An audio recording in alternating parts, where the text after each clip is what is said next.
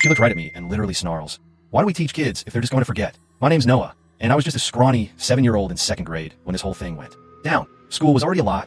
New faces, new rules, and now they were throwing multiplication at us. I mean, multiplication? It was like they expected us to be math wizards overnight.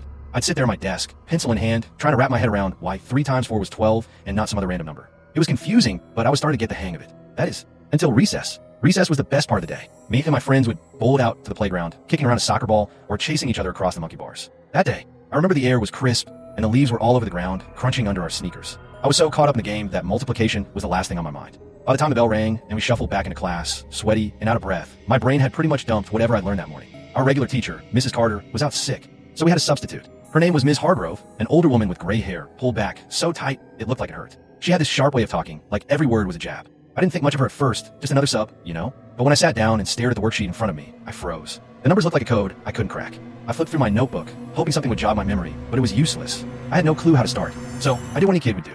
I raised my hand, and, well, she didn't notice. I got up and walked to her desk at the front of the room. My worksheet was crumpled in my hand, and I was already nervous, feeling like I was about to admit I was dumb or something. Miss Hargrove, I said, my voice probably shaking a bit. I forgot how to do this. Can you help me? She looked up from whatever she was scribbling on and stared at me, her eyes narrowing like I just insulted her. Then, out of nowhere, she leaned forward and snarled.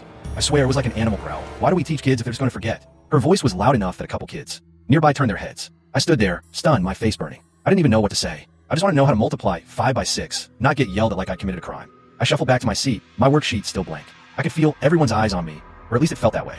I tried to focus, but my throat was tight, and my eyes started to sting. Before I knew it, I was crying.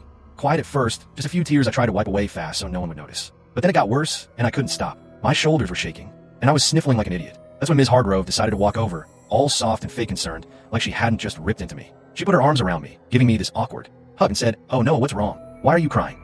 I wanted to scream, "You're what's wrong?" But I was 7, and all I could do was mumble something about not understanding the math. She didn't help me figure it out. She just patted my back, told me to try harder, and walked away. I spent the rest of the class staring at my paper, too embarrassed to ask for help again. That moment stuck with me. I didn't just forget how to multiply that day. I started dreading math altogether. Every time I saw a times table after that, I'd feel this knot in my stomach, like I was about to mess up and get yelled at again. School felt a little less safe after Ms. Hargrove. A couple years later, when I was in 4th grade, I saw her again. I was getting out of my mom's car in the school parking lot, and there she was walking across the asphalt with that same tight bun and sour look on her face. My chest tightened, and my heart started racing like I was running from a dog. I couldn't breathe right. I just stood there frozen while my mom asked what was wrong. I couldn't explain it, not really. All I knew was I couldn't go into school that day.